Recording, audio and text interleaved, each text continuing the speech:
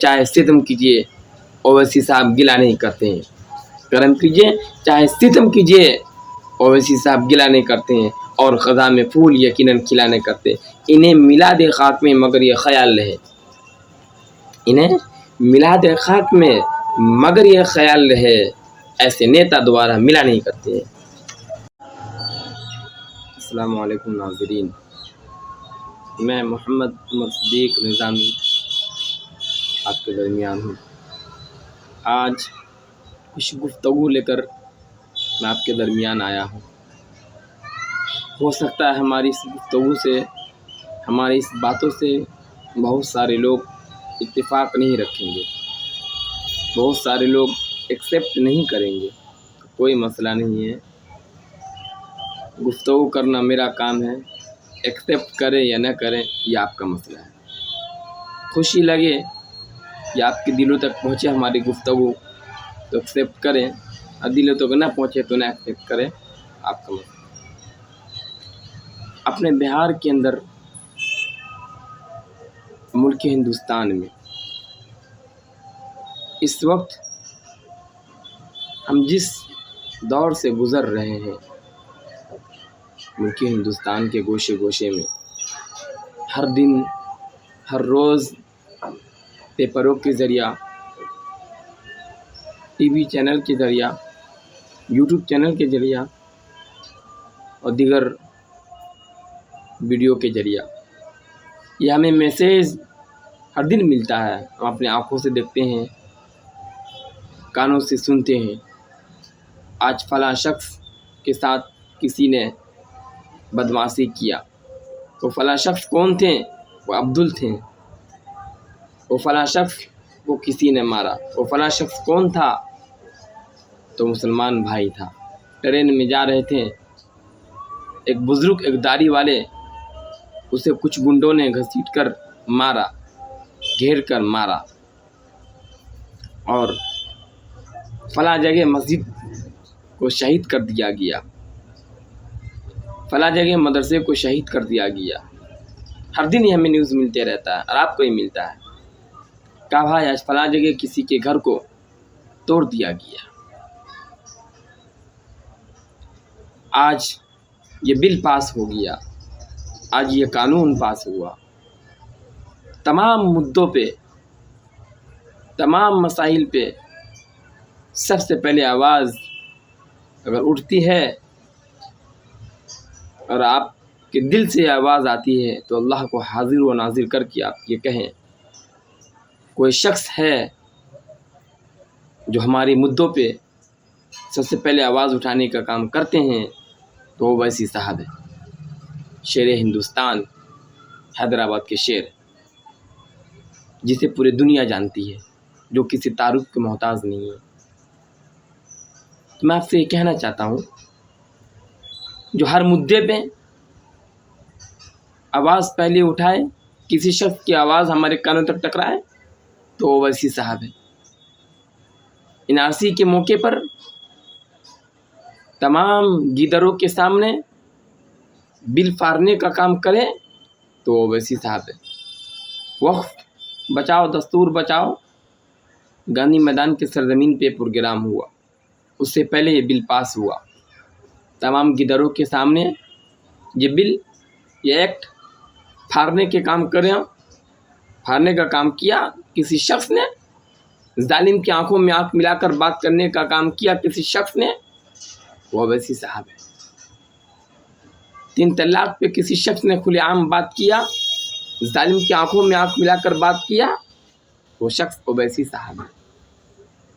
बाबरी मस्जिद के मुद्दे पे किसी शख्स ने बात किया तो हर लोग बात किया, मगर किसी शख्स ने अपनी आवाज़ उठाया, जालिम की आंखों में आंख मिलाकर बात किया, वो ओवैसी साहब है। तो मैं आपसे पूछना चाहता हूँ, एक मिसाल दे करके, आपके घर में 2 भाई हैं। एक भाई हर वक्त आपको हर मुसीबत में साथ देते हैं, हत्ता कि बड़ा से बड़ा मुसीबत आपके पास आता हो तो आपके भाई साथ देते हैं, मगर दूसरे भाई आपका साथ नहीं देते हैं। खुदा न खास्ते उनके साथ कुछ मसला पेश आए या कुछ सपोर्ट करने की ज़रूरत आए तो आप दिल पर हाथ रख के बोले, आप किसे सपोर्ट करेंगे? जो भाई आपको इग्नोर करके रखते हैं आप उन्हें सपोर्ट करेंगे, या जो भाई आपको हमेशा हर वक्त सपोर्ट करते हैं आप उसे सपोर्ट करेंगे? तो दिल से आवाज़ आएगी, नहीं, जो मेरा भाई हमारे हर मुसीबत पे साथ देते हैं, हर वक्त कंधे पे हाथ दे करके, सर पे हाथ दे के खड़े रहते हैं, हम उनका साथ देंगे। तो इसीलिए ये मैं आपसे गुजारिश करता हूँ, मैं किसी नेता से नहीं हूँ, हरगिज़ मेरा किसी नेता से ताल्लुक़ नहीं है, मगर हक़ की आवाज़, हक़ की गुफ्तगू, हक़ की आवाज़ उठाना मेरी भी ज़िम्मेदारी है, आपकी भी ज़िम्मेदारी है, तमाम लोगों का फ़रीज़ा है। जब हक़ की आवाज़ आए, हक़ की बात करनी चाहिए, तो ये किसी एक की ज़िम्मेदारी नहीं है। कोई चीज़ आपको लगे ये सही चीज़ है, उस पर आवाज़ उठानी चाहिए। आज जो मैं आवाज़ उठा रहा हूँ इसलिए उठा रहा हूँ, 2 से 3 महीना टाइम है या 4 महीना तकरीबन, अपने बिहार में इलेक्शन होने जा रहा है। तो मैं आपसे गुजारिश करता हूँ, मैं आपसे अपील करता हूँ, अगर आप किसी शख्स को जिताने का काम करें तो ओवैसी साहब को जिताएं, जो हर मुद्दे पे हमारे ओवैसी साहब आवाज़ उठाएं।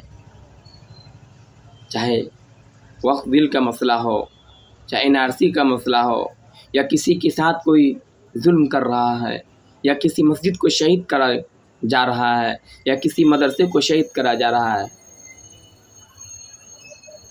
हर मुद्दे पे जब आवाज़ ओवैसी साहब उठाएं तो आप जिता भी ओवैसी साहब को। अपने में कुछ ऐसे गद्दार हैं जो उसे शर्म तक नहीं आती है, जो उसे बी टीम का लक़ब देते हैं और ये कहते हैं वो बी टीम है। ऐसे गद्दार, ऐसे मुनाफिक बी टीम का लक़ब देकर गुमराही में डालते हैं और ये कहते हैं बी टीम है।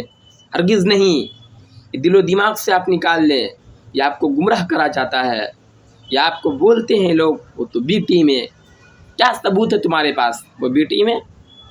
हलाक ऐसे शख्स नहीं हो जाते हैं जो एक आशिक़ रसूल को बी टीम का लक़ब देते हैं? सीना नहीं फट जाता ऐसे शख्स का? इसीलिए किसी ने क्या खूब कहा है, जब अपने में गद्दार मुनाफिक पैदा हो जाए, जब अपने में गद्दार मुनाफिक पैदा हो जाए तो मैदान में खड़े शेर कुत्तों से हार जाते हैं। बिल्कुल नहीं, ये ख्याल आप निकाल लें, वो बी टीम है। कोई शख्स अगर आपको ये कहता है कि भाई उनको बिहार में इलेक्शन लड़ने से फला शख्स को नुकसान हो जाएगा, तो भाड़ में जाए। और कोई ये शख्स आपको कहते हैं आकर के ओवैसी साहब अगर लड़ते हैं तो उनको लड़ने की वजह से यहाँ बीजेपी जीत जाएगी, तो भाड़ में जाए। ऐसे शख्स की बातों को मैं अपने पाँव के जूतियों पर रखता हूँ। बिल्कुल नहीं ऐसे शख्स के चक्कर में आना है आपको।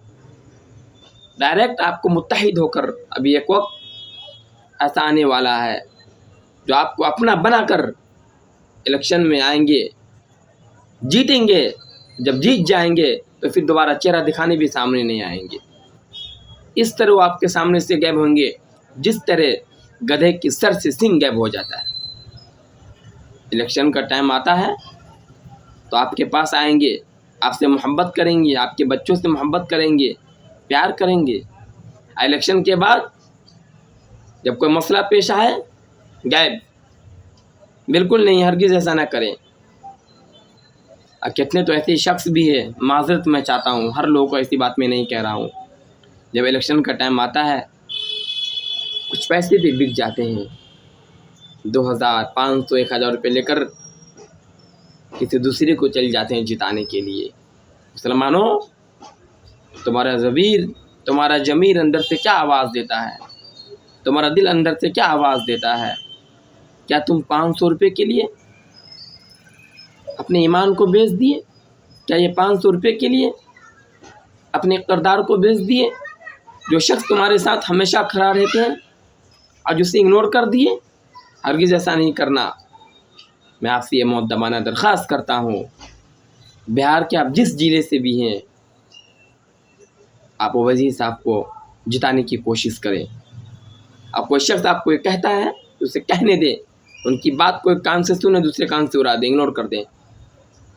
उनको बिहार में इलेक्शन में आने के बाद, इलेक्शन लड़ने के बाद बीजेपी जीत जाएगी तो भाड़ में जाए। अगर वो 100 बार जीतते हैं बीजेपी, हम 100 बार इलेक्शन में खड़ा करने के लिए ओवैसी साहब के आदमी को तैयार हैं, ओवैसी साहब को जिताने के लिए तैयार हैं। जी, तमाम लोग इस गुफ्तगू को दिल की कानों से सुने। हो सकता कितने लोग आप हमें कमेंट भी करेंगे, वो बीजेपी का आदमी है, आप ऐसी बात क्यों कर रहे हैं। कितने लोग मुझे गाली भी बकेंगे, तो मुझे ऐसा फ़र्क नहीं पड़ता है। क्यों? करबला के मैदान में इमाम हुसैन को शहीद करने वाले भी अपने ही थे। तो अपने इस सफ़ में, अपने ही लाइन में कुछ मुनाफिक भी रहते हैं, कुछ गद्दार भी रहते हैं। तो हमें ऐसे लोगों के गुफ्तगू से कुछ फ़र्क नहीं पड़ता। इसीलिए मैं आपसे अपील करता हूँ, जो हमारे हर मुद्दे पे गुफ्तगू करे, हम उसे न भूलें। कर्म कीजिए चाहे सितम कीजिए, ओवैसी साहब गिला नहीं करते हैं। कर्म कीजिए चाहे सितम कीजिए, ओवैसी साहब गिला नहीं करते हैं। और ख़ज़ा में फूल यकीनन खिला नहीं करते। इन्हें मिला दे खाक में मगर ये ख़याल रहे, इन्हें मिला दे खाक में मगर ये ख़याल रहे, ऐसे नेता दोबारा मिला नहीं करते हैं। आपसे गुजारिश की जाती है, अभी 2 से 3 मिनट टाइम है, हमारे इस गुफ्तगू को, इस पैगाम को हर लोगों तक पहुंचा दें। जो लोग ओवैसी साहब से मोहब्बत करने वाले हैं, उन तमाम लोगों तक हमारी गुफ्तगू को पहुंचा दें। अस्सलामु अलैकुम व रहमतुल्लाहि व बरकातहू।